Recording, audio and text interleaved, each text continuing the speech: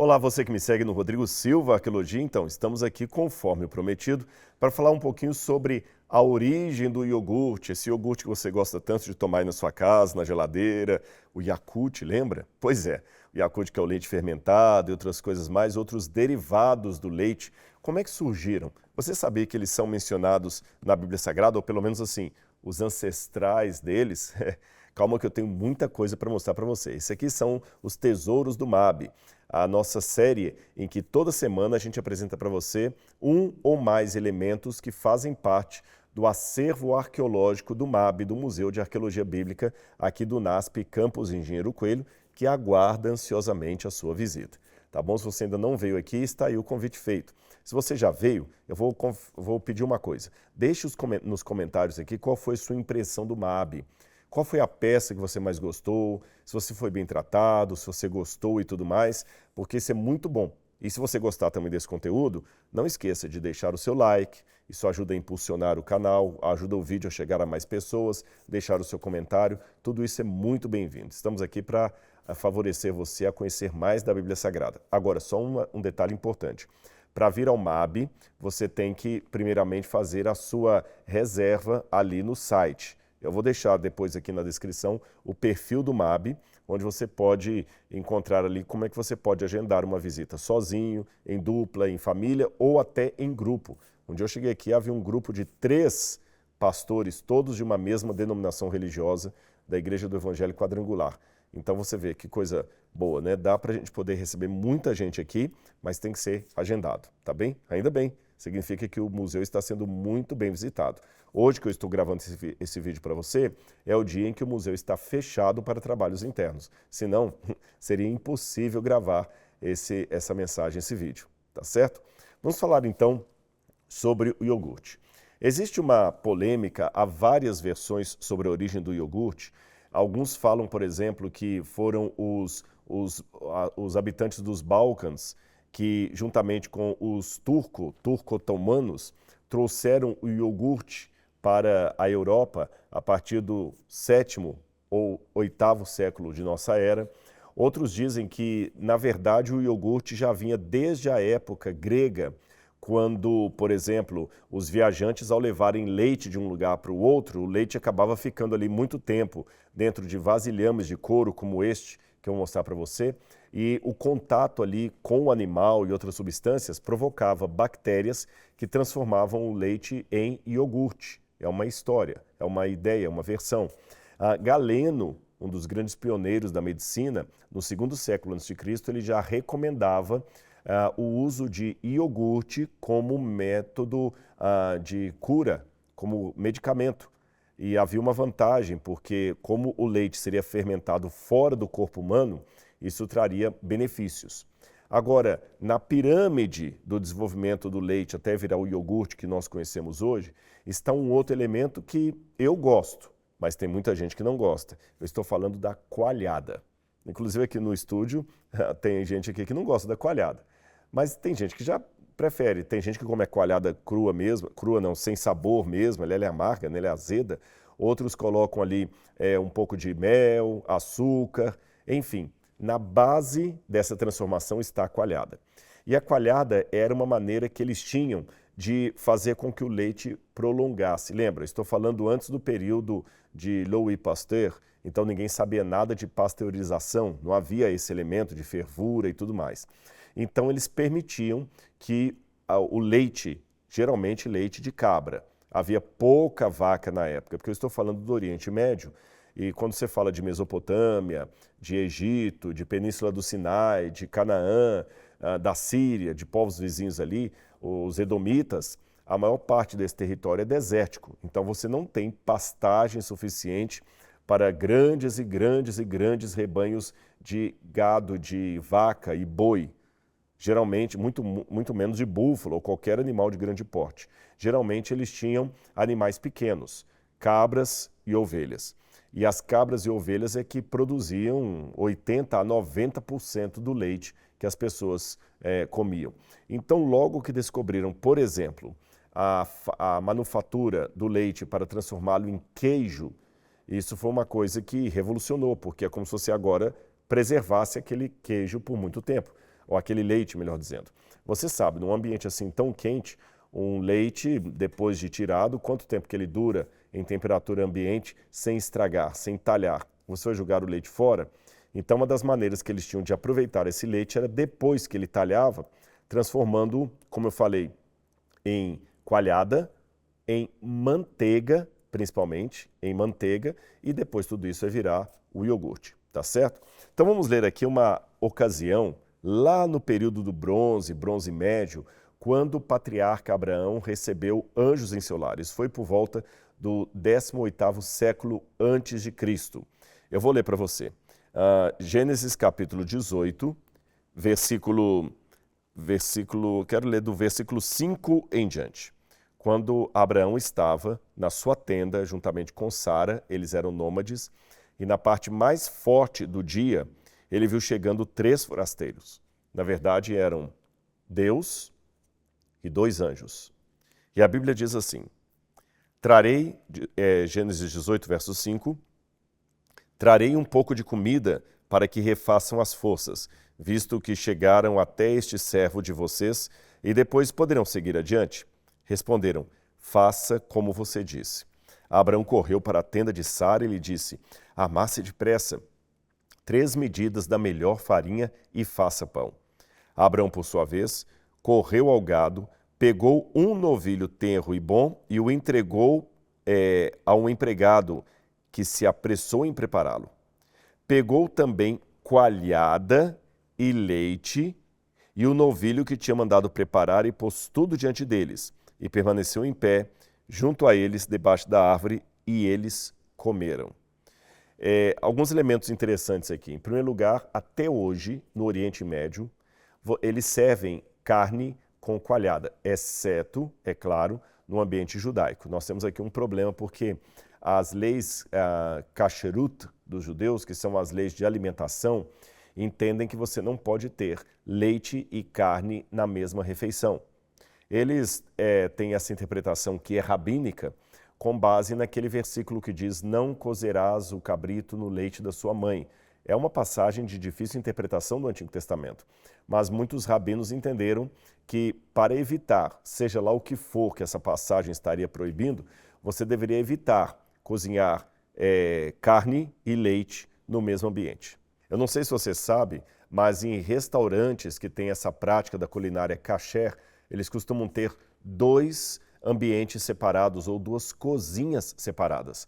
A primeira apenas para preparar alimentos cárneos, a outra para preparar alimentos derivados do leite. Então, por exemplo, em hotéis em Israel, que tem essas 2 cozinhas, no café da manhã você vai encontrar leite, queijo, iogurte, mas não vai encontrar nada de carne, exceto peixes, que o peixe para eles não tem problema. Quando você for jantar naquele mesmo restaurante, você vai ter a comida preparada numa outra cozinha. Aí você vai encontrar carne, mas não vai encontrar queijo, por exemplo. O McDonald's em Jerusalém, quando é um McDonald's kasher, esse McDonald's, por exemplo, nos sanduíches deles, no hambúrguer do McDonald's, não tem o queijo. Então eles não têm o cheeseburger, não existe. É só o pão com a carne sem o queijo. Talvez alguns vão achar isso fanatismo, não tem nada a ver, mas é a cultura dos judeus. E até uma pergunta que alguns podem fazer é, mas se judeu não pode comer carne com leite, nem preparar isso na mesma refeição, como é que Abraão aqui serviu carne com coalhada? Aí os rabinos dão múltiplas respostas. Uma delas é que Abraão viveu antes da lei de Moisés. A outra resposta seria que Abraão apenas preparou, mas ele não comeu. E assim por diante. Depois eu posso até fazer um vídeo explicando melhor esse texto e qual seria a explicação dele. Mas para os judeus isso é tão sério que até a faca que corta um pedaço de queijo não pode ser usada para cortar um pedaço de carne e assim por diante. Mas aqui, na receita de Abraão, tinha os 2 elementos. E como eu estava contando antes de entrar nessa digressão para explicar a cultura judaica, eu já comi carne com coalhada muitas vezes no Oriente Médio e eu afirmo, é muito gostoso.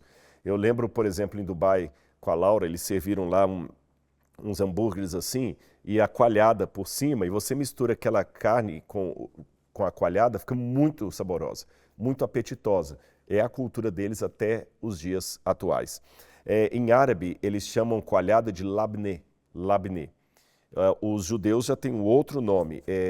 Na Bíblia é remá.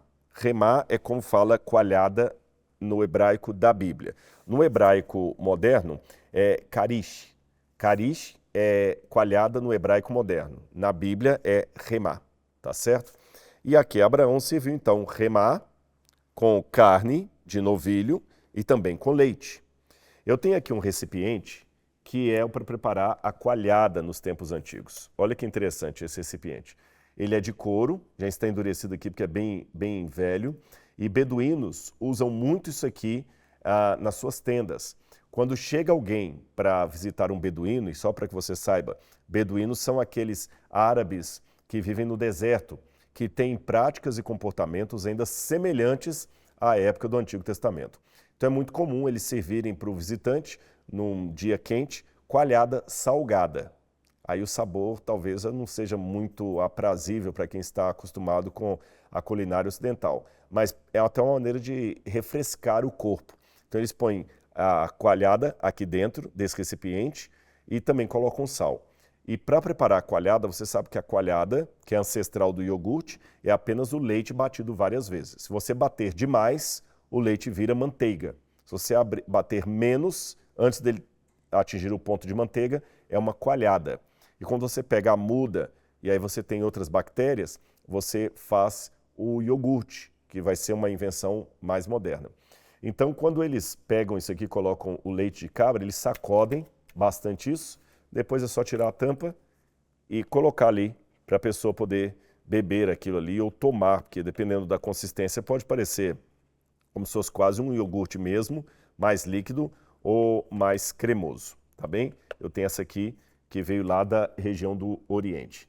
Aliás, já que eu falei que era justamente o leite batido aqui que virava coalhada, olha que interessante a maneira até jocosa com que Provérbios capítulo 30, versículo 33, fala a respeito disso.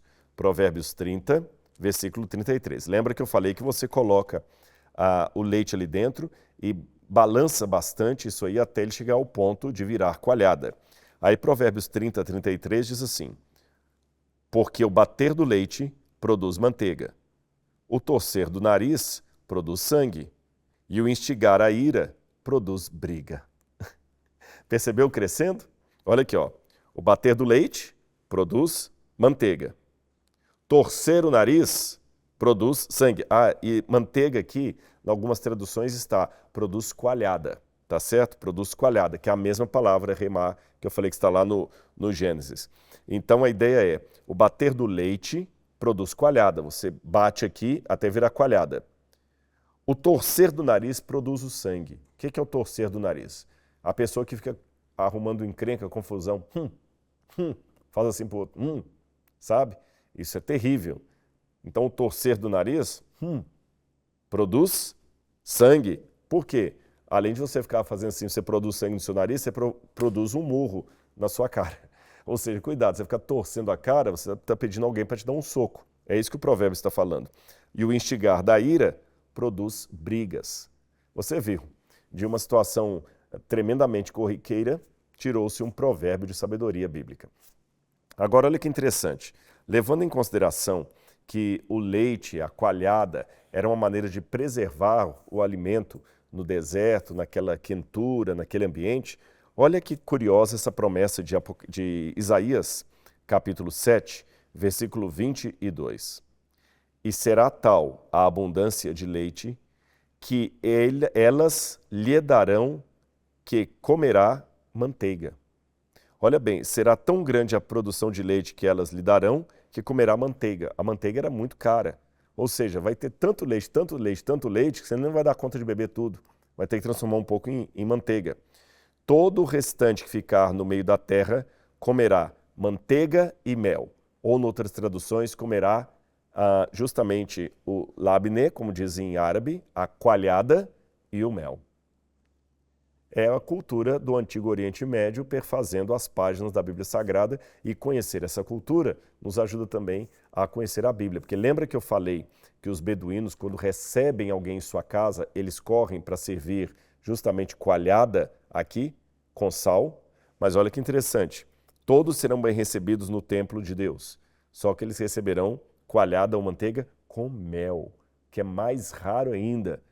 Pensando em deserto, onde numa florada há poucas abelhas, para você poder ter mel, ainda é mais raro ainda. E Deus promete, venham à minha tenda, eu receberei vocês como Abraão recebeu a mim e a meus anjos.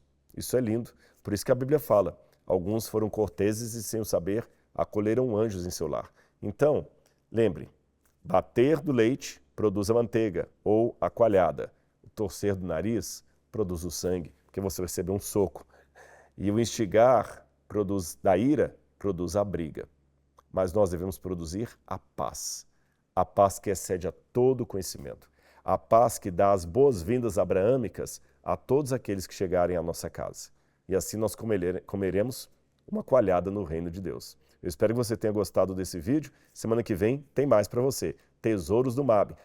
E não esqueça também de se inscrever na plataforma A Bíblia Comentada. Tem muito conhecimento da Palavra de Deus esperando por você. Um abraço e até semana que vem. Tchau, tchau.